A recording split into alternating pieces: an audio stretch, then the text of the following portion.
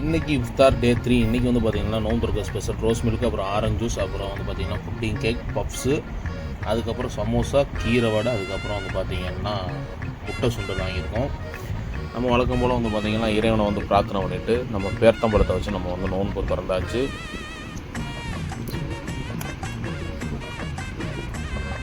First வந்து பார்த்திங்கன்னா நம்ம ஆரஞ்சு ஜூஸ் வந்து ட்ரை பண்ணுறாப்புல ப்ரோ.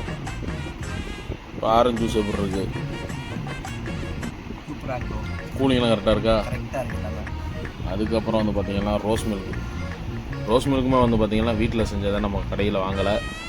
ரோஸ் மில்க்கு ஃபங்க்ஷன்லாம் போடுற மாதிரி ஃபலூடா இது மாதிரியா? அதுக்கப்புறம் வந்து நம்ம வந்து புட்டிங் கேக்கு, இது வந்து நம்ம மாஸ்டர் பேக்கரியில் தானே ப்ரோ?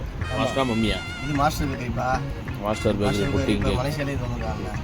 மலேசியாவில் வரைக்கும் போயிட்டாப்புல மாஸ்டர் பேக்கரி. அதுக்கப்புறம் பப்ஸு.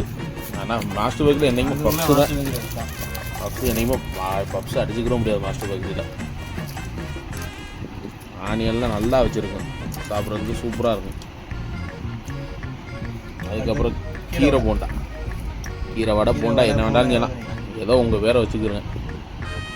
கீரை போண்டா, அதுக்கப்புறம் ஆனியன் சமோசா.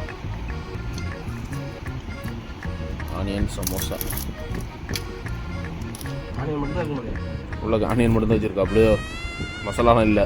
பட்டாணி நேற்று நாள் பட்டாணிலாம் இருந்துச்சுல, இதில் வேறு ஆனியன் மட்டும்தான் இருக்குது.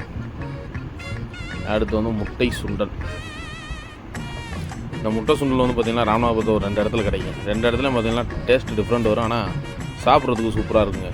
இந்த முட்டை அந்த வடையெல்லாம் போட்டு கிண்டி தருவாப்புல. எப்படி ப்ரோ இது? ஆவரேஜா? ஓகே சரி, ஓகே ஃப்ரெண்ட்ஸ், இதை வச்சு நம்ம வந்து இஃப்தார் தோணாச்சு. நீங்கள் என்ன வச்சு தொடர்ச்சிங்கிறத கமெண்ட் பாக்ஸில் கமெண்ட் பண்ணுங்கள்.